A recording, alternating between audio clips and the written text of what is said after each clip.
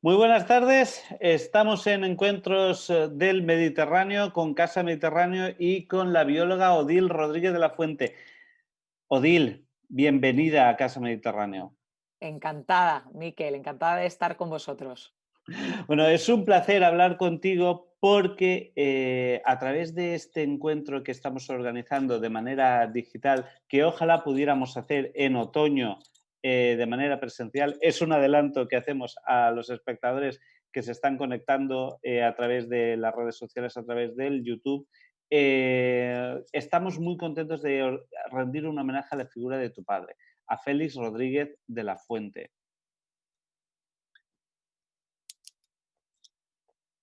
Y hago esta pausa dramática que me ha salido tan Sí, bien, todos por ahí.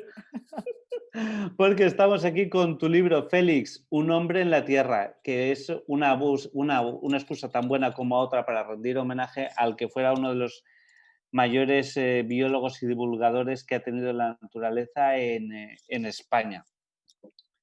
Odil, este marzo se ha celebrado, no, se ha recordado el 40 aniversario del fallecimiento de tu padre, una figura que es muy querida en España. ¿Cómo sientes tú ese aprecio que se siente por él en la sociedad actual? Pues la verdad es que en la sociedad actual y toda mi vida, desde que tengo uso de razón, siempre me llama la atención enormemente el cariño que le profesa el pueblo español y más allá de nuestras fronteras, porque la verdad yo he tenido la suerte de viajar mucho y me he encontrado en los sitios más inimaginables a personas que conocían la obra de mi padre y que habían quedado tocados por su legado y por su mensaje, ¿no? Y todavía parece mentira que 40 años después de que nos dejara, que todavía siga acercándoseme gente anónima y me siga contando historias que es que les cambia la expresión de los ojos, ¿no? Cuando hablan de mi padre, parece que vuelven a su infancia, recuerdan a su familia, escenas en las que todos compartían esos momentos por la tarde, los viernes, alrededor del televisor. Había alguno que incluso me comentaba que era escuchar la sintonía de Antón García Abril, del Hombre y la Tierra, y le venía a la memoria el olor a tortilla de patata de su abuela. Entonces, la verdad es que cada vivencia, cada testimonio es maravilloso porque son muy humanos y forman parte de nuestra historia y de la infancia de toda la gente de nuestra generación, ¿no? Hay una pregunta con la que quiero arrancar y es con la que quiero que nos contextualices a los espectadores más jóvenes que les suena obviamente el nombre de Félix Rodríguez de la Fuente, a los que les suena esa música que tú conoces, ya sea por las menciones, ya sea por las remisiones que ha ido haciendo Televisión Española al respecto. Pero yo quiero que situemos la figura de Félix en el contexto de entonces. Estamos hablando de que su carrera se abarcó 3 décadas, los años 50, 60, 70. Bueno, llegó a tocar los 80, pero lo que queremos es ver el contexto entonces. ¿Qué suponía para España y para el mundo tener un divulgador como Félix Rodríguez de la Fuente? Claro, es que es muy importante, te agradezco la pregunta, Miquel, porque hoy día no nos hacemos cargo, sobre todo la gente más joven, como tú bien dices, de que en aquella España, en los años 50, que estaba todavía el régimen franquista, existía una cosa que se llamaba la Junta de Extinción de Animales Dañinos. Y a través de esta ley, ¿no? De esta junta, todos los ayuntamientos de España pagaban dinero a cualquier persona que llegase con los restos de un depredador. Yo creo que esto da un poco una idea de la relación que se tenía con la naturaleza. Es decir, la naturaleza era únicamente bienes de interés de explotación, pues por ejemplo, bienes maderables o de pesca o de caza y cualquier cosa que se viese que podía poner en jaque esos intereses que las personas podían sacar directamente de la naturaleza, pues era apartado o aniquilado o esquilmado, ¿no? Entonces, bueno, pues durante esa época se aterrazó muchísimas zonas de bosque autóctono para plantar bueno, con pinos, con eucaliptos, con todo lo que podía ser maderable. Se hizo también, pues empezó una agricultura mucho más industrializada y una ganadería también. O sea, realmente incluso saliendo del franquismo, se hizo una apuesta por el desarrollismo, porque era salir de una época complicada económicamente para España, ¿no? Y muy atrasada en relación a Europa, y entonces esa apuesta de desarrollo pues pasaba también por urbanizar grandes zonas casi vírgenes, porque el haber estado menos desarrollados, entre comillas, económicamente que otras zonas de Europa, pues implicaba también que tuviésemos una naturaleza más prístina, ¿no? Más salvaje. Pero claro, justo la etapa de mi padre fue al final del franquismo y el comienzo de la democracia, y ahí realmente su voz, a nivel sobre todo de los medios de comunicación, porque efectivamente existían otros científicos, otros conservacionistas, otros ecologistas, aunque ecologistas pocos todavía, pero en los medios de comunicación fue absolutamente pionero, ¿no? Fue la primera persona que empezó a hablar en España sobre la necesidad de mirar con otros ojos a nuestra naturaleza, y fue más o menos coetáneo con personas a nivel internacional como David Attenborough, como Cousteau, pero realmente él y unos pocos más que se podrían contar con los dedos de la mano fueron pioneros a empezar a divulgar y a hablar de la necesidad de cambiar nuestra relación con el medio ambiente a nivel global, porque el mensaje de mi padre, por supuesto, nos hablaba de nuestros ecosistemas, de nuestra naturaleza, pero también fue una de las primeras personas que empezó a hablarnos de la importancia de todos los ecosistemas a nivel global, ¿no? Y cómo todas las partes de ese sistema vivo de la Tierra contribuyen al éxito o al fracaso de ese todo, ¿no? Que también era una visión enormemente adelantada para su tiempo. Y bueno, claro, pues fue casi como un ovni, ¿no? Como un extraterrestre, porque que alguien empezase a hablar de que las aves de presa, que eran consideradas alimañas, o el lobo, eran animales que había que proteger, es decir, no solamente no primar el que se mataran, se extinguiesen por todos los medios, porque el uso de venenos, de cebos envenenados era legal también, ¿no? Incluso el Estado ayudaba en proporcionar diferentes tipos de veneno, eh, sino que, claro, que es que no había ninguna concepción de que este tipo de animales había que protegerlos de ninguna de las maneras, ¿no? Y entonces, pues ahí empezó a hablar mi padre y empezó a hablarnos de nuestra naturaleza y cómo cada una de esas piezas, de los depredadores, de los herbívoros, de los carroñeros, tenían un lugar muy importante en el funcionamiento del ecosistema y en la salud del ecosistema en su totalidad.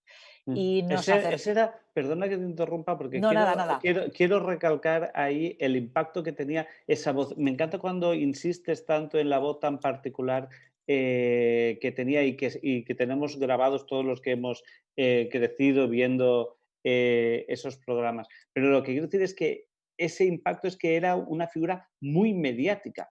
Estaba repasando hace poco documentación sobre este libro y demás que tú comentabas y decías, es que se veía más que algunos partidos de fútbol. Sí, es que realmente estaba en número uno de audiencia en repetidas semanas, no de forma continuada, porque imagínate a lo largo de 8 años estar en primera audiencia yo creo que es absolutamente inviable para cualquier programa, pero desde luego estaba siempre en los primeros números, ¿no? Y en algunas ocasiones incluso por delante de grandes partidos de fútbol. Entonces yo creo que eso es asombroso, sobre todo porque tenía al país entero encandilado viendo las tribulaciones del Lirón Careto, por poner un ejemplo, ¿no? Que no estaba hablándonos de los leones de África ni con escenas de estas, o sea, que simplemente cualquier especie de la que hablase era oírle a él, e incluso en los bares, que eran los lugares de más bullicio y que siempre lo han sido en nuestro país, se callaba todo el mundo literalmente en los bares y se subía a la televisión y se escuchaba lo que nos decía mi padre, ¿no? Entonces era una persona que nos hablaba de nuestra identidad también, porque claro, en aquella época hubo una enorme emigración de los pueblos a las ciudades con este desarrollismo del que estamos hablando, y de alguna manera oír hablar a mi padre era oír hablar a alguien muy español en muchos sentidos, ¿no? Porque utilizaba un lenguaje además del castellano antiguo con muchísima riqueza, también con palabras técnicas, incluso científicas, pero hablarnos de nuestra verdadera identidad, ¿no? De nuestros paisajes, de los entornos, también de muchas de las costumbres de los pueblos, de la ganadería. Bueno, cuando hablaba del lobo hablaba de la situación de los ganaderos, de los pastores, el dramático conflicto ancestral entre el pastor y el lobo, no hablaba únicamente del lobo, ¿no? Por eso su serie era conocida como El hombre y la tierra, porque siempre estaba el elemento humano dentro de sus documentales, aunque la temática de fondo era alrededor de la vida con mayúsculas de la naturaleza. Hay una cosa que estuvimos comentando tú y yo en, digamos, en las conversaciones previas a este encuentro, y era que has mencionado a David Attenborough y a Jacques Cousteau, que eran otros dos grandes referentes de la divulgación de la naturaleza. Yo no sé cómo era la relación entre ellos. Entiendo que contacto tendrían. Cuéntanos cómo fue. Sí. Bueno, yo la verdad es que con David Attenborough no estoy segura. Eso creo que sí, que tuvieron algún contacto, pero David Attenborough todavía en los 70 no era en lo que se convirtió Sí, mucho posteriormente. más tarde, claro. Ujú. Exacto. Y sin embargo, Cousteau sí que fue muy coetáneo en los 70, ¿no? Claro. A la carrera de mi padre y tenían una relación muy estrecha. Sí, ahí se ve precisamente. No sé si lo puede ver la gente que nos sigue, las fotografías que estamos pasando o todavía no, pero en una de las fotografías se ve a mi padre con Cousteau y tenían una relación estrecha y de mutua admiración y cariño y respeto. Como estabas diciendo, nuestro compañero Manu, en la parte técnica que se encarga de coordinarnos con Casa Mediterráneo, está mostrando ahora algunas de las fotos que amablemente nos has cedido para que podamos verlas durante estos momentos. A mí me alucina repasar esta serie de fotos. Para ti me imagino que debe ser también como muy especial ponerte a repasarlas, ¿no?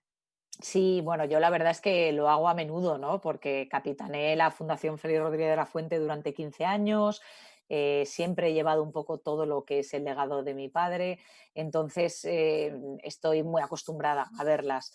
Pero la verdad es que sorprende en estos momentos ya que estamos viviendo, pues ver un estadio lleno hasta arriba de personas que habían ido a oír hablar a mi padre, ¿no? Y como digo, sorprende porque es que hablaba de naturaleza y nos hablaba de unos principios y de unos valores que parece casi una quimera hoy día tener éxito en los medios de comunicación hablando de este tipo de cosas, ¿no? Parece que ha bajado mucho, se ha ido al mínimo común denominador. En lugar de elevar el nivel cultural, parece que se busca el mínimo común denominador y eso es lo que aparentemente tiene éxito en los medios, cosa que a mí me parece muy desafortunada y que nosotros fuimos una generación muy afortunada de crecer y de tener como referente a personas como a mi padre o como a Miguel de la Cuadra Salcedo o como muchos otros personajes de la época de los 70. Estamos hablando de que cuando estamos hablando de esa época, hay una cosa que también quiero destacar, y es que, claro, al tener a la figura de tu padre trabajando para Televisión Española, que es con la que hizo esas grandes series, Televisión Española estaba a la vanguardia mundial en lo que era esa divulgación de la naturaleza, cosa que ahora, a ver, no digo que nos parecería impensable, pero está claro que los productos de naturaleza se pueden vender por todo el mundo, hay canales de televisión especializados, hemos mencionado a David Attenborough, que se convirtió después en un fenómeno mundial y estrena películas, pero en aquella época, en los 70, Televisión Española era la vanguardia.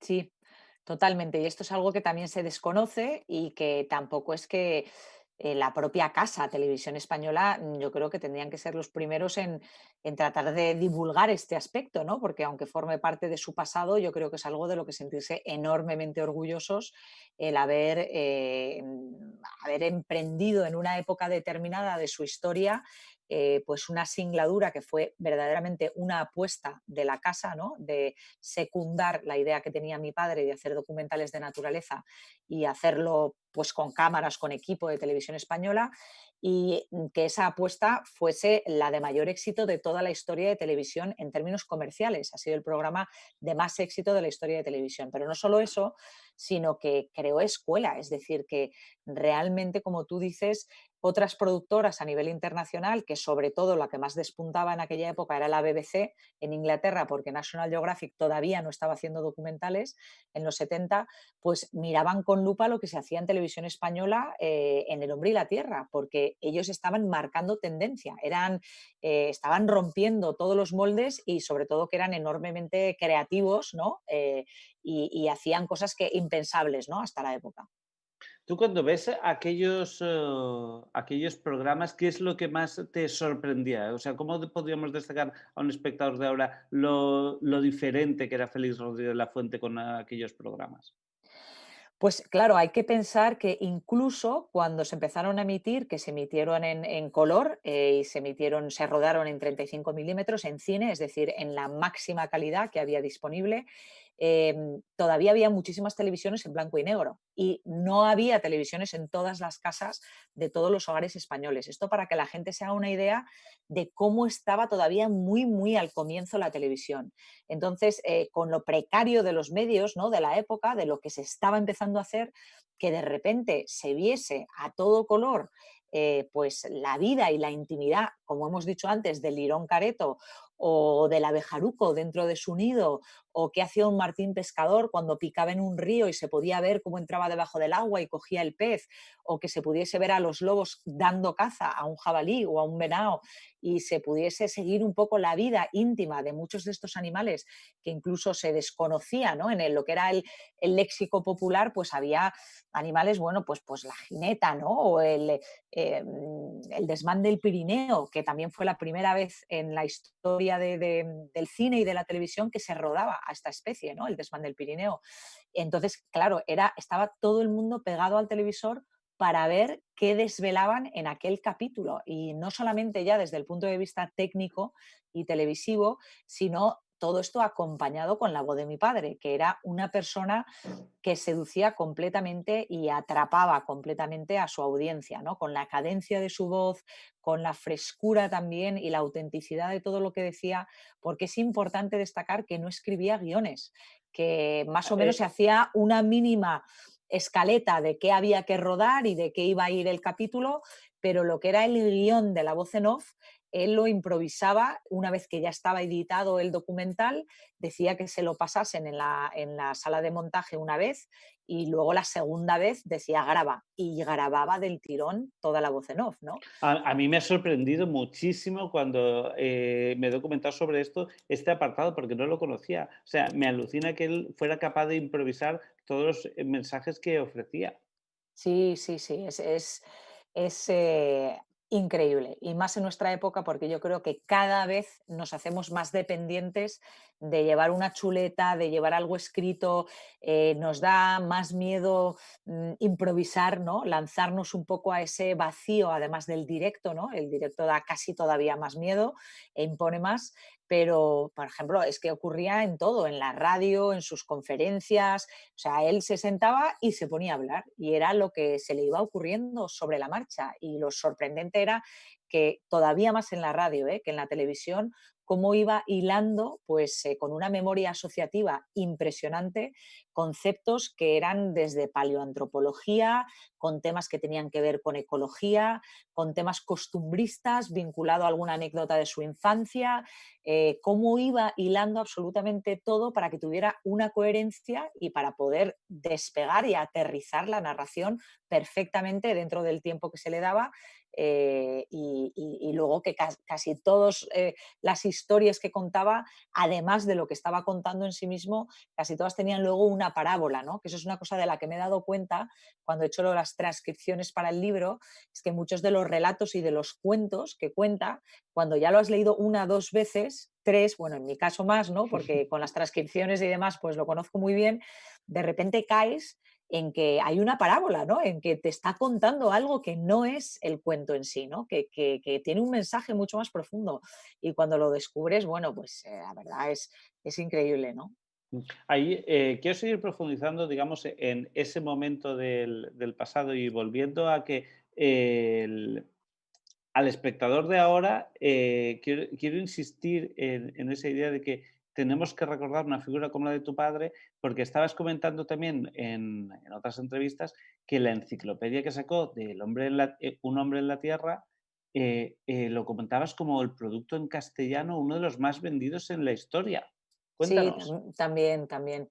Bueno, pues se vendieron, no sé exactamente, lo tengo en el libro escrito en la introducción, pero no me acuerdo de memoria, pero una cifra absolutamente apabullante de millones de copias que se vendieron en nuestro país y en el extranjero. Me parece que se tradujo a 10 y pico idiomas, no sé exactamente cuántos, pero al parecer fue la obra escrita en castellano de más éxito también internacionalmente después del Quijote, ¿no? Con mayor número de ventas. Y todo esto, una vez más, una enciclopedia de fauna con 11 tomos, ¿no? La verdad es que no es un producto pequeño, fácil, manejable, sino que son muchísimos tomos y que nos habla de la fauna del mundo, porque hizo la enciclopedia fauna y luego hizo fauna ibérica, que son dos enciclopedias diferentes. Pero la que verdaderamente fue un hito absoluto fue la primera, que fue fauna.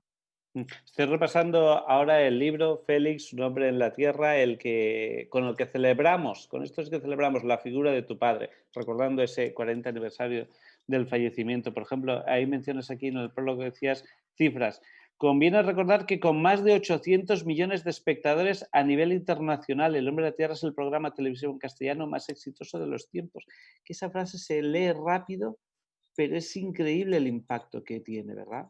Sí, sí, es increíble y con la cantidad de personas que somos en el mundo, que de repente abras un periódico y te encuentres con una entrevista a un biólogo chileno y que veas que fue un niño tocado por el mensaje de mi padre y que despertó la vocación en él de hacer lo que luego hizo en su vida y que además lo reconozca tantísimos años después y diga, yo soy lo que soy gracias a Félix Rodríguez de la Fuente, nada más y nada menos que en Chile, ¿no?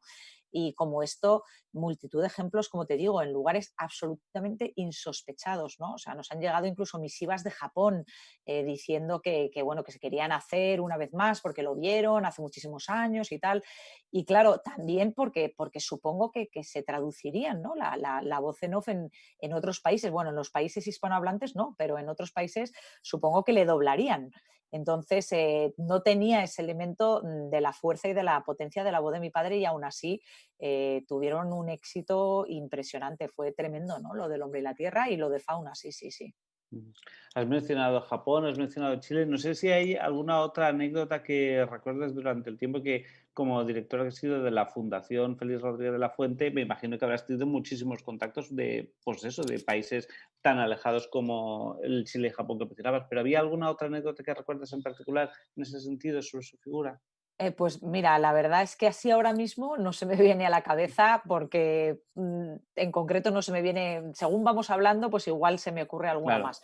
Pero sí que es verdad bueno, que es que prácticamente de todos los países, ¿no? De los países nórdicos, Escandinavia, en Holanda era conocido, Inglaterra, bueno, casi todos los países europeos, pero también en Estados Unidos y también tuvo máxima audiencia en Estados Unidos, todo Latinoamérica, en Cuba es impresionante, o sea, el éxito que tuvo mi padre también fue impresionante.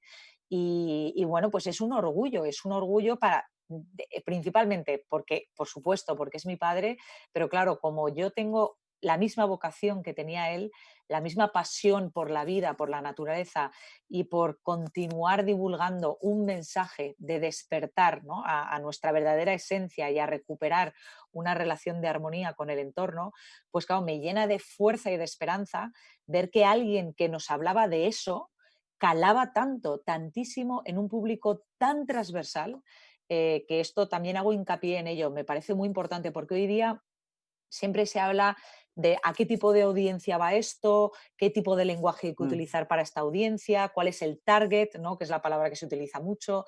Y claro, esta visión de, no, esto va para todo el mundo, pero ¿cómo que para todo el mundo? Sí, sí, para todo el mundo. Y efectivamente, tuvo éxito con gente mayor, con gente madura, con gente joven, con niños fue impresionante y como digo, con un lenguaje muy elevado y con gente de todos los rincones de España, de todas las clases sociales, de todos los niveles educativos. Entonces, pues como te digo, ¿no? Yo creo que a mí por lo menos me da mucha fuerza haber tenido ese ejemplo tan cerca de mí para seguir luchando por algo que creo que todos necesitamos al fin y al cabo, ¿no? Que es reconectarnos con la vida. Mm. Mientras estamos hablando, os recuerdo que podéis enviarnos vuestras preguntas al teléfono que aparece en pantalla 722-420-283 mediante el WhatsApp. Estaremos atendiendo a esas preguntas que nos enviéis para poder contestarlas en lo que es la parte final. Ya teníamos unas cuantas porque habíamos pedido a través de las redes sociales que se comunicaran con nosotros. Os recordamos que estamos en Casa Mediterráneo con Odil Rodríguez de la Fuente, rindiendo un homenaje a la figura del mayor divulgador de la naturaleza que ha tenido España. Félix Rodríguez de la Fuente, Un hombre en la tierra, es el libro que ha escrito Odil. Y esto, antes de profundizar en lo que es el libro en sí, lo que quería es que habláramos de cómo hemos hablado en la primera parte, de cómo era el contexto de la época, como está hablando de los 50, los 60, los 70 en particular, y ahora lo que quería ver es en la actualidad el legado, cómo se gestiona ese legado, cómo podemos mantener vivo el legado de Félix Rodríguez de la Fuente. Pues mira, a mí la mejor manera que a mí me parece particularmente que hay para mantener vivo el legado de mi padre es de lo que yo he sido testigo a lo largo de toda mi vida, que es las personas que fueron tocadas por ese mensaje y que se dedican ya sea o bien a la conservación de la naturaleza directamente, a la investigación, a la educación, a la divulgación, cualquier tema, incluso se puede ser un arquitecto, pero ser un arquitecto con una visión de sostenibilidad, ¿no? Y de hacer una arquitectura eficiente y una arquitectura de futuro, y con materiales naturales, por ejemplo. Es decir, en cualquier área de conocimiento o en cualquier área profesional, aquel que tenga una inquietud y que tenga una sensibilidad hacia la naturaleza, hacia la vida con mayúsculas y hacia la necesidad de que el sistema socioeconómico se conjugue perfectamente con la preservación de la vida en la naturaleza y la continuidad e incluso el enriquecimiento de esta vida, ¿no? Que va a suponer también el enriquecimiento del nuestro, para mí eso es darle continuidad al legado de mi padre, porque es lo que él pretendió con su obra, ¿no? O sea, más que se le recuerde a él, que por supuesto también, porque yo creo que es inevitable hablar de su obra es recordarlo a él, pero yo creo que lo más importante para él era que calara el mensaje y que esas semillas que él dispersó al viento dieran lugar luego pues a otras flores figurativamente que volviesen a su vez a dispersar más semillas y que entonces eso fuese una especie de crecimiento exponencial y que llegáramos a tiempo, ¿no? Que realmente nuestra capacidad destructiva y sobre todo el número de personas que somos en el planeta, que también ha sido un crecimiento exponencial, pues que no lleguemos a ese punto de inflexión donde ya no podamos dar marcha atrás y que surja antes gracias a personas como mi padre, que sin duda mi padre contribuyó enormemente y ha contribuido enormemente a ese cambio de conciencia, pero que se imponga un cambio de conciencia que no venga por la vía de la legislación, la obligación, el sentido de que, ay, es que si no me van a poner una multa, sino por el más absoluto convencimiento de que esto nos beneficia individual y colectivamente, ¿no? Y que la naturaleza es nuestra mejor amiga, es nuestra gran madre y que recuperar, como digo, ¿no? esa relación es algo que va a mejorar nuestras vidas individualmente y desde luego asegurar la continuidad de nuestra especie y la de otras. A mí hay una cosa que me fascinaba y que no me había llegado a plantear cuando hablabas de la figura de Félix Rodríguez de la Fuente y viendo digo, estas charlas, conferencias con las que has estado recordando su figura y en particular lo que es este nuevo libro sobre él, es la espiritualidad en Félix Rodríguez de la Fuente. Sí. Cuéntanos ahí cómo abordaba él ese apartado.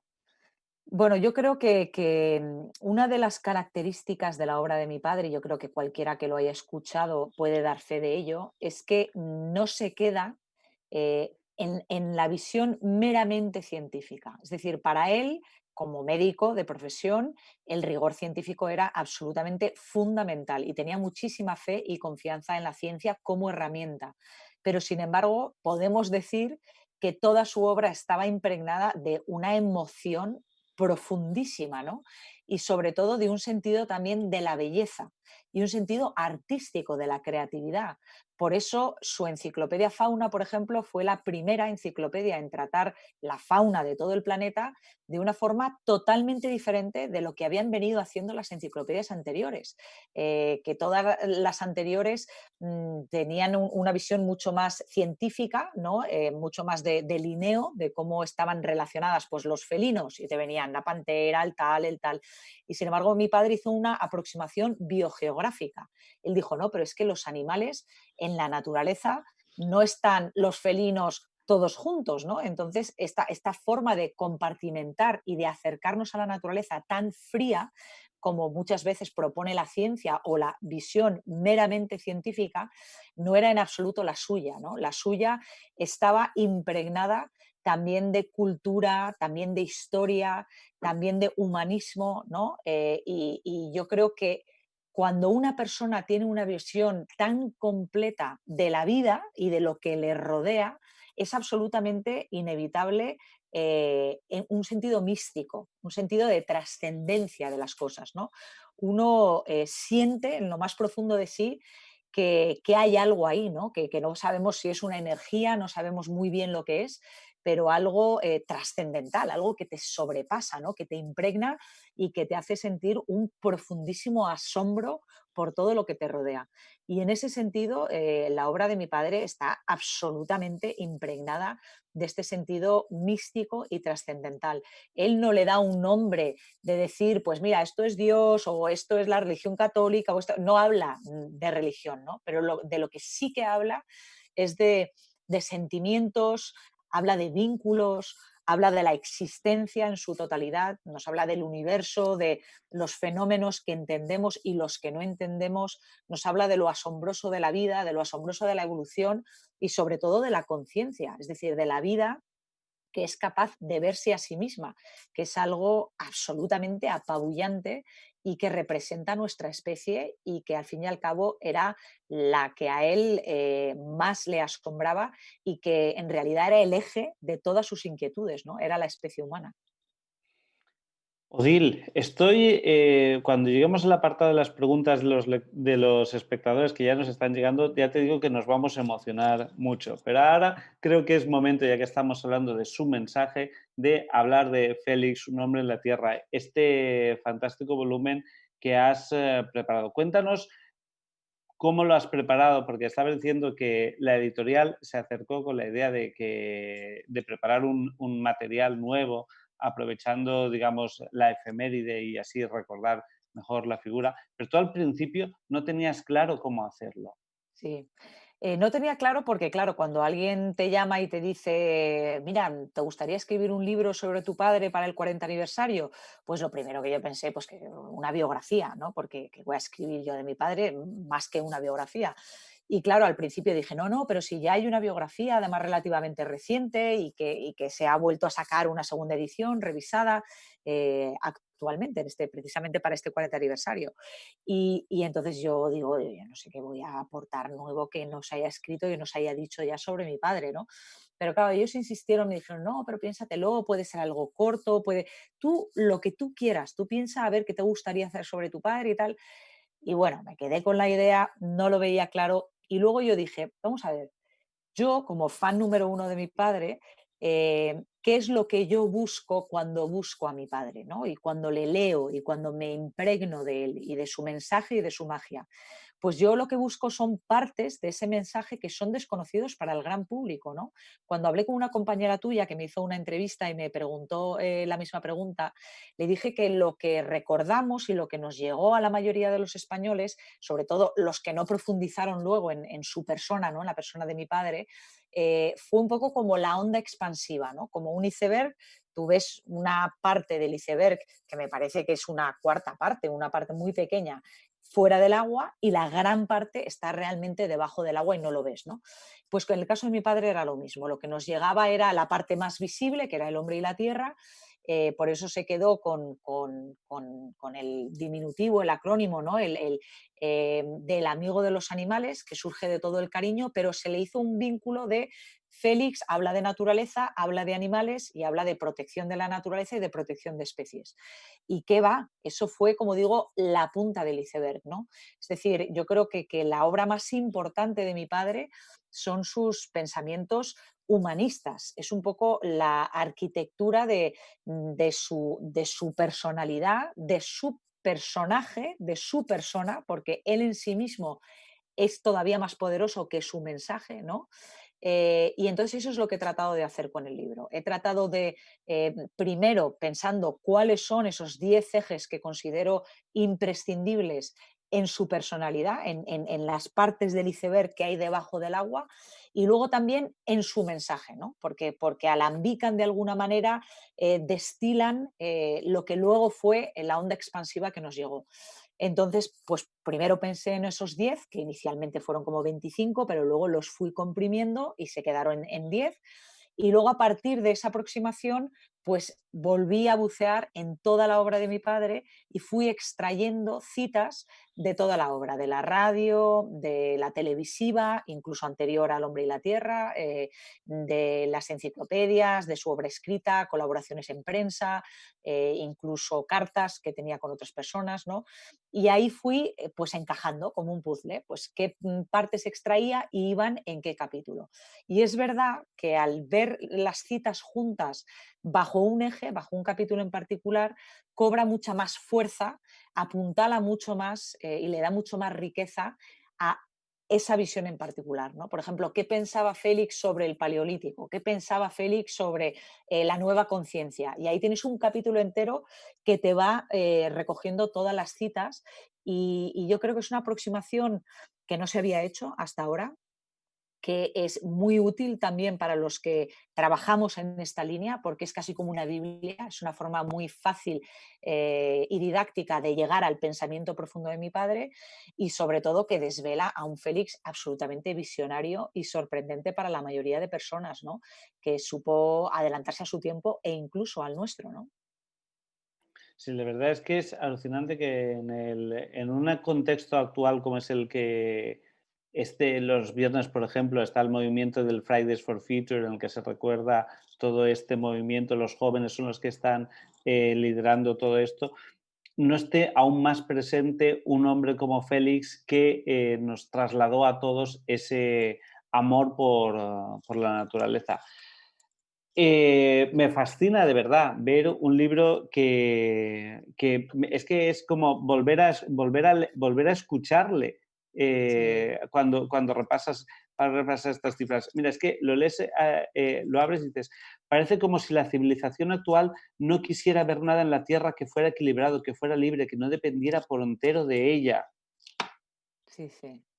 Es No, increíble y cuando... son y lo bueno es que, como digo, como son citas, algunas de ellas son citas de una frase, otras es verdad que son a lo mejor de 3 páginas, porque es un cuento, un relato entero, pero te permite, como tú has hecho, coger y decir: "Bueno, pues voy a leer un rato". Te coges el libro, lo abres por cualquier parte y simplemente haces el ejercicio también de ver a ver qué despierta en ti, ¿no? Porque es verdad que es un libro que permite muchas lecturas y que tiene muchas lecturas, y y yo creo que es un libro que ayuda. Yo lo que sentí cuando terminé de escribirlo era sobre todo una sensación de prisa, ¿no? Que me quemaba en las manos porque me di cuenta de lo importante que era más en estos momentos que estamos viviendo en la actualidad, donde nos hace falta, pero de una forma absolutamente perentoria, recuperar valores y principios absolutamente fundamentales, ¿no? Yo creo que nos estamos perdiendo mucho por las ramas y por las hojas y estamos perdiendo de vista los ejes fundamentales de la vida, de la felicidad y de la plenitud. Entonces, este es un libro que habla precisamente de ese tipo de temas y que leerlo yo creo que te enriquece personalmente y te hace más fuerte y te hace incluso buscar en ti cuál es tu vocación, ¿no? Y qué es lo que te llena y por qué es por lo que quieres salir ahí fuera y luchar. Bueno, os recuerdo que estamos aquí en directo en Casa Mediterráneo hablando con Odil Rodríguez de la Fuente sobre la figura de su padre, rindiéndole homenaje y podéis hacernos vuestras preguntas a través, bueno, del chat de YouTube, por ejemplo, o a través del teléfono WhatsApp 722-420-283 que os aparece en pantalla. Y es que no me resisto más, Odil, porque es que te estaba diciendo que la gente estaba muy emocionada y va a ser muy bonito esto. A ver, por ejemplo, uno de los que escribía, Mario Rodríguez. Mario es profesor de dibujo en la Escuela Superior de Diseño y dice que alucina con la calidad de los dibujos que hacía tu padre. ¿Dónde aprendió a dibujar Félix? Bueno, esto sí que es importante dejarlo claro, ¿eh? En el libro sí lo dejamos claro, que es que mi padre fue una persona que hacía, que, a ver, que hacía buenos bocetos, hacía buenos dibujos, pero los dibujos de los cuadernos de campo que se publicaron en su día de Editorial Marín, los dibujos eran de profesionales, de artistas profesionales. Entonces, mi padre hacía la base, corregía también muchos de los dibujos que hacía el dibujante, porque los dibujantes son muy buenos dibujantes, pero algunos de ellos no han tenido la oportunidad de estar cerca del lobo y de saber Claro. exactamente cómo tiene pues, la proporción de las orejas en relación a la cabeza, ¿no? O cuál es la expresividad que utiliza pues, para marcar el territorio con otro compañero. Entonces ahí él era donde intervenía como naturalista y observador y conocedor de la naturaleza para decir, no, un poquito más grande, un poquito más tal, y luego con bocetos que él mismo hacía. Y luego hay otros cuadernos que son los que sacamos en las contraportadas del libro, que son los cuadernos que se utilizaban para los rodajes del hombre y la tierra. Ahí está, ahí Aquí está. estamos. Exacto. Un Entonces, trabajo precioso. precioso, sí, sí. Pues son pequeñas obras de arte, la verdad. Y estos se utilizaban, estos cuadernos, para los rodajes del hombre y la tierra, porque salía mi padre con el cuaderno y enseñaba a cámara. Y ahí, efectivamente, mi padre hacía primero el dibujo y luego un artista dibujaba por encima de... Entonces, los dibujos, la mayoría de los que conoce la gente, no son de mi padre, son de artistas profesionales. Aquí más cosas. Bueno, toda la gente está, te dedica mensajes, es la proximidad que genera la televisión y la figura de tu padre. O sea, es que la gente insiste mucho en eso. Y una de las cosas que dicen es, por ejemplo, ¿qué crees que pensaría tu padre de la televisión actual? Bueno, aunque has hecho antes un comentario que parece que no le gustaría mucho. No, yo creo que no. Bueno, de hecho, yo, em, aunque evidentemente soy una persona totalmente diferente a mi padre, pero he mamado muchos de sus principios y de sus valores, y yo tomé una decisión, a mí me parece que de las mejores decisiones que he tomado en mi vida, hace aproximadamente 5 años, de dejar de ver la televisión. Y ha sido de verdad un antes y un después, porque yo, por supuesto que consumo series de televisión o veo documentales o veo programas, pero yo decido, ¿no? Y ahora con las plataformas online que tú puedes decir, pues yo voy a ver esto. Lo que no puedo es con los anuncios y con el llenar, tener de fondo un ruido que al final lo que nos mantiene es muy distraídos. Y es muy importante también el silencio, parar, reflexionar, recuperar el centro y no estar tan distraídos, porque se nos pasa lo importante y se nos pasa la vida volando. Y yo creo que mi padre se hubiese llevado las manos a la cabeza, ¿no? Porque él siempre valoró la enorme importancia que tenían los medios de comunicación y el increíble potencial que tenían para formar. De hecho, él tenía un espacio que se llamaba Félix en tu escuela, me parece que se llamaba, y él daba clases a través de la televisión y se veían esos espacios en televisión matinal por las mañanas en los colegios, ¿no? Es decir, que él se daba cuenta que a través de un medio tú podías llegar a millones de personas y podías lanzar mensajes positivos importantes, como digo, que elevasen el nivel cultural. Y una de las cosas que más le agradeció la gente a mi padre y posteriormente a mí, ¿no? De forma indirecta a él, fue eso, ¿no? Fue el decir, es que viendo tus documentales, escuchando tus programas, siguiéndote, nos hacía sentirnos mejores, porque aprendíamos muchísimas cosas y porque luego te dejaba una sensación de satisfacción, cosa que no te dejan la mayoría de los programas, ¿no? La mayoría de los programas te dejan peor de lo que estabas cuando empezaste a verlos, ¿no? Porque te mantienen ahí enganchado como un adicto, pero en el fondo te vacían, ¿no? No te llenan, es todo lo contrario. Pues hablando de llenar, es que el testimonio de Juanjo Mascarell, guarda rural, uf, Dice, he sido coordinador muchos años de voluntariado ambiental, entre otras cosas, y muchas gracias a tu padre por haberme tocado y fuerte. La pregunta que hace es, ¿qué sientes cuando ves esa foto del estadio? Y ¿te imaginas a cuántos nos tocó? O sea, debe ser muy increíble gestionar ese legado, ¿no? Es increíble en el sentido de que es un orgullo y es, no me acostumbro, ¿no? No es algo con lo que digas, que des por hecho. Es que incluso la gente que se me acerca me pide perdón, me dice: "Oye, te lo tienen que haber dicho ya 1000 veces". Y yo digo: "No, no, no, pero tú eres tú, ¿no? Y tu testimonio es tuyo y no es de nadie más". Entonces, es algo tan maravilloso, me siento tan privilegiada y tan agradecida de haber tenido al padre que he tenido y de poder recibir, ser receptora de tantísimas muestras de agradecimiento, de cariño, receptora de una energía tan positiva y tan bonita, que es que a mí me da alas llevar mi apellido, ¿no? No es algo que me pese en absoluto ni que me haga ningún tipo de sombra, porque soy la primera que se me llena la boca hablando de mi padre, como digo una vez más, porque me parece el mejor ejemplo de que se pueden hacer las cosas bien, de que se puede seguir una vocación, se puede ser valiente en la vida, se puede ser uno mismo, se puede ser auténtico y se pueden hacer cosas por la comunidad para hacer que avance la sociedad y con ello tener éxito, ser feliz. Es decir, se pueden conseguir las cosas haciéndolas bien y confiando también en las demás personas, ¿no? No con esa visión que también desafortunadamente es más tendente a día de hoy dentro de algunos movimientos ecologistas más radicales, ¿no? Que enjuician mucho, se posicionan también como si fuesen mejor que otros, ¿no? Que los que no lo hacen bien.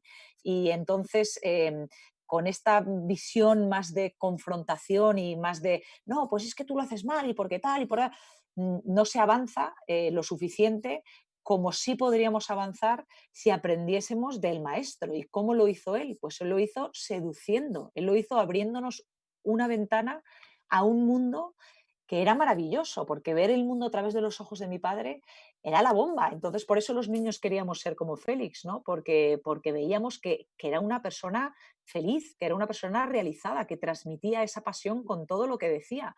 Y encima es sano y es bueno, ¿no? Entonces, pues era maravilloso, ¿no? Como digo, crecer con esos principios es maravilloso y llevar el apellido de mi padre y ver ese estadio lleno de gente, ver lo que supuso. Yo lo viví, yo tenía solo 7 años, pero yo también viví la magia de ese fenómeno y me siento muy hermanada a muchísima gente que fue tocada también, ¿no? por mi padre y es algo que solamente los que lo hemos vivido es un poco parecido al amor, ¿no? Es como cuando te enamoras, ¿te has enamorado alguna vez en la vida o no?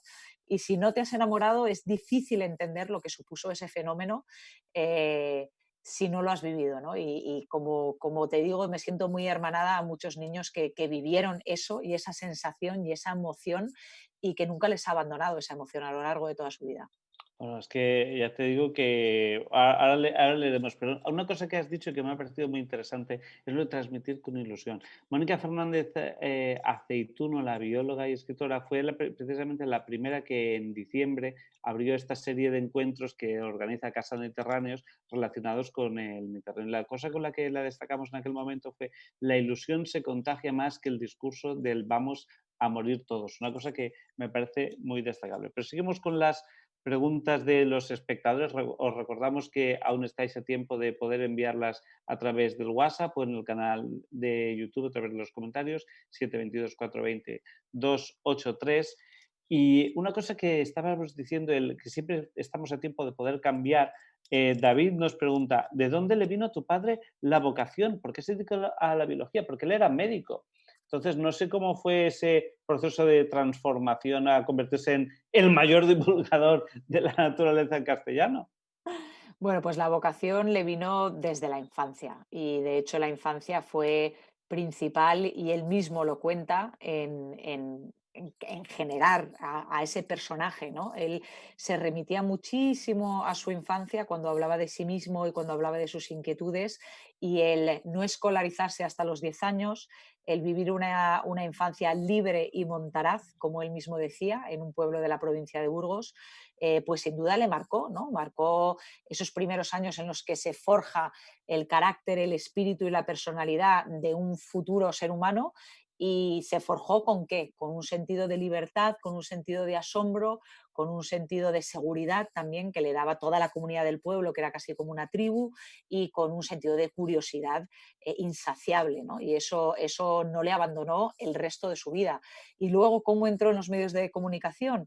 Pues por estas casualidades maravillosas de la vida, y que yo muchas veces digo también que las propicia uno, ¿no? Cuando uno es fiel a sí mismo y cuando uno sigue su vocación y cuando uno está alineado consigo mismo y fluye y deja que la vida se viva a través de su persona, pues de repente ocurren cosas, ¿no? Ocurren casualidades y tú vas forjando también o vas contribuyendo a crear tu propio destino. Entonces mi padre, una de sus grandes pasiones que le acompañó toda su vida, desde la primera juventud hasta el final de su vida, fue la cetrería. Y él fue la persona que en España resucitó el arte de cetrería, que no se había practicado desde el medievo. Y entonces, bueno, pues fue a un concurso internacional de cetrería en representación de nuestro país, de España, y ganó el concurso. Entonces, esto fue en el año 50, y no sé si fue en el 54, no sé exactamente, pero en los 50, ¿no? Entonces, bueno, la televisión, que estaba justo empezando, que había empezado, nada, pocos años antes, pues se enteraron, algún redactor se enteraría de que, oye, pues mira, aquí un español que hace cetrería, ¿que hace qué? No, pues que vuela halcones, ¿que vuela qué? No, pues unos pájaros que cazan y tal, pues que hagan un concurso, pero ¿qué dices? Pero bueno, pues llámale, venga, vamos a entrevistarle, tal. Total, que le llaman y aparece con un halcón y con un perro, y estuvo 5 minutos, pero esos 5 minutos bastaron para que en televisión española recibiesen tantas cartas de gente diciendo queremos volver a ver al señor del halcón, que le ofrecieron una colaboración fija todas las semanas durante 10 minutos para hablar de lo que quisiese. Y evidentemente, ¿de qué iba a hablar él? Pues de lo que quería de verdad, ¿no? Que era la vida con mayúsculas, como digo, la naturaleza, sus aficiones, el campo. Y así fue como él mismo se dio cuenta de que era un cuentacuentos, de que era un chamán, ¿no? De que era una persona que lo que más le entusiasmaba era compartir lo que le apasionaba y contagiar esa pasión a los demás. Es que has nombrado lo de la cetrería y me he emocionado también porque hay un compañero que se llama también David, que trabaja en una compañía aquí en Alicante, donde se encuentra la sede de Casa Mediterráneo, para los que nos vean a través de internet o a través de la televisión que emitirá este encuentro, y que me comentaba hace un par de meses de cómo se aficionó a la cetrería precisamente por la figura de tu padre. Bueno, una cosa sorprendente. Pero vayamos con más preguntas que nos hacen del público, y una de las cosas, una de las que me ha parecido más emocionante, viene de Mariano José Armero. Mariano José Armero está contándonos por WhatsApp, que os recuerdo que aún podéis aprovechar para enviarnos algún mensaje más, que tenía 10 años cuando se enteró que había muerto tu padre, y que lloraba como si hubiera sido un familiar. O sea, que para él fue como si se le hubiera ido algo que llevaba dentro. Para él lo considera una pérdida irreparable para la humanidad. Y entonces el tema que transmite desde Javia, que dice que es donde nos está viendo, es cómo se está realizando ese trabajo de divulgación por mantener su legado, que es una pregunta que también Marina nos había enviado. ¿Cómo estáis Sí. realizando ese trabajo de divulgación? Pues mira, pues en el año 2004 se crea la Fundación Félix Rodríguez de la Fuente, y estuvo funcionando alrededor de 15 años. Ujú. Entonces coincidió con la crisis del 2008, me parece que no, que fue cuando empezó, desde el Sí. 2018. No, no, es que hijo, ya con el 2020 ya es que pasan los años a una velocidad que ya no, no sé. Pero bueno, la crisis económica que tuvimos en Sí, nuestro en país 2008. que nos dio muy fuerte, ¿no? Y al tercer sector, que era nuestro caso, pues nosotros sufrimos muchísimo. Y debido a ello, pues la fundación lleva aproximadamente 3 años congelada, es decir, que desde la fundación no estamos haciendo ya esa actividad que hacíamos de salvaguardar y sobre todo crear nuevos proyectos inspirados en el mensaje de mi padre, pero de actualidad. Pero sin embargo yo pues acabo de sacar este libro que me parece que es fundamental, ¿no? Una herramienta fundamental para preservar ese legado. Y como digo, ¿no? Lo que he visto también en esos años que estuve capitaneando la fundación es que al final incluso una fundación con el nombre de mi padre no es nada al lado de el legado que ha quedado en todas las personas. Eso es lo más importante. Es decir, cada uno de nosotros que luego a través de nuestro trabajo seguimos impregnando a niños, a gente que nos rodea, a hermanos, amigos. Eso es lo que es verdaderamente dar continuidad al legado de mi padre. Y luego su obra, pues la obra televisiva está en Televisión Española, está casi toda colgada en el portal de Radio Televisión Española, los programas de radio, El Hombre y la Tierra, los programas anteriores, es decir, que se pueden ver de forma gratuita en este portal.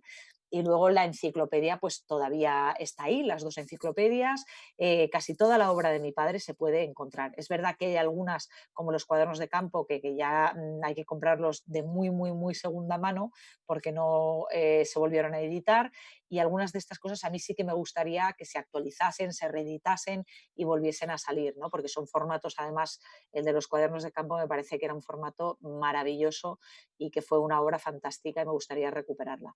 Pero al final, como te digo, ¿no? Yo creo que el legado se mantiene en mantener viva la llama del amor a la vida y recordarle es, yo creo que con el tiempo, fíjate, y a medida que van pasando los años, se va a ir engrandeciendo realmente la figura de mi padre y se va a ir cobrando perspectiva de lo adelantado que fue a su tiempo, de que tuvimos un pionero mundial en España, en nuestro país, en esto del medio ambiente que parece que ya empieza a entrar, pero que uno de los pioneros estuvo en nuestro país, ¿no? Que primero empezó a hablar de la importancia del cambio de conciencia. Y yo creo que, como digo, ¿no? Que cuanto más maduremos como sociedad, más apreciaremos la figura de mi padre. Bueno, estamos ya cerrando esta hora que tenemos del encuentro con Odil Rodríguez Lafuente. Hemos estado disfrutando en directo con las preguntas que nos estabais haciendo y retomo otra que nos había enviado Marina para con ella también despedirnos. Y es que una de las cosas que nos preguntaba es la crisis que hemos vivido ahora, no tanto la económica que tú has mencionado, por ejemplo, la del 2008, sino esta crisis general que nos ha causado la COVID-19, ¿de qué manera nos puede afectar para replantearnos esta relación con la naturaleza? Sí. Yo creo que es muy importante. En primer lugar, porque yo creo que no se ha acabado. Eso me parece que desafortunadamente es solo el principio, ¿no? Yo me da la sensación intuitivamente, no tengo ninguna información que no tengamos los demás, pero me da la sensación de que vendrán diferentes oleadas, de que el cambio climático es un problema de una magnitud muchísimo mayor que la de la pandemia y estamos empezando a ver sus efectos y realmente es algo enorme, ¿no? Y lo vamos a vivir, es decir, los próximos años vamos a vivir también si somos capaces de cambiar el rumbo antes de llegar a un punto de inflexión que está clarísimo en relación al cambio climático. Entonces, primero eso, ¿no? Que yo creo que esto es el principio de tiempos convulsos en los que nos vamos a replantear y a cuestionar un poco todo. Y esto es el principio y yo creo que nos viene muy bien por ver la lectura positiva, porque creo que es como una cura de humildad y era una de las cosas que más necesitábamos, ¿no? Porque nuestra sociedad y sobre todo la sociedad de consumo occidental, eh, el sistema socioeconómico, ¿no? Occidental, es de una gran soberbia, es soberbia hacia las demás culturas, soberbia hacia las demás formas de vida, y yo creo que teníamos que pisar un poquito tierra, ¿no? Porque la soberbia nunca es buena. El sabio no es soberbio, ¿no? El que es soberbio suele ser el que es más tonto. Entonces, nos falta sabiduría, nos falta humildad, ¿no? Y que una pequeña entidad microscópica que ni siquiera está viva per se, como es un virus, haya puesto en jaque a todo el sistema socioeconómico y haya parado una maquinaria que nadie hubiera podido imaginar que se podría haber parado, y nos haya obligado también a nosotros a recluirnos y hacer esas pausas, ¿no? Que decía que es tan importante parar, ¿no? Y no estar tan distraídos, porque la vida parece que también está hecha, esta sociedad de consumo, para estar permanentemente distraídos de lo importante. Y yo creo que nos viene bien eso, pues para replantearnos si tiene sentido una economía lineal y extractiva en un planeta limitado, si tiene sentido que el PIB y lo bien que le va a un país sea que esté permanentemente creciendo, porque entonces, ¿dónde está el techo? ¿Dónde está el límite? ¿No? Si tienen sentido muchos de los paradigmas, ¿no?, sobre los que hemos forjado los cimientos de este sistema socioeconómico, que están abocados al fracaso dentro del planeta limitado en el que vivimos y con el crecimiento demográfico que estamos teniendo. Entonces yo creo que tenemos que empezar a pensar de otra manera y esta parada creo que ha sido una oportunidad para empezar a hacerlo, ¿no? Para empezar a decir, oye, oye, ojo, ojo, ojo, que no es oro todo lo que reluce, ¿no? A ver.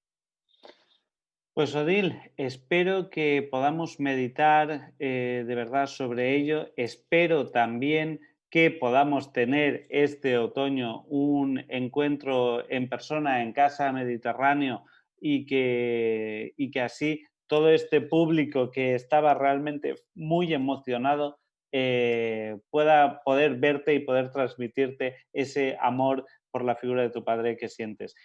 Sabes que es iba a coger el libro, Félix, un hombre en la Tierra. Un libro fantástico, de verdad, y a todos los que habéis estado siguiendo este encuentro. Un placer. Muchísimas gracias, Miquel. Gracias a todos.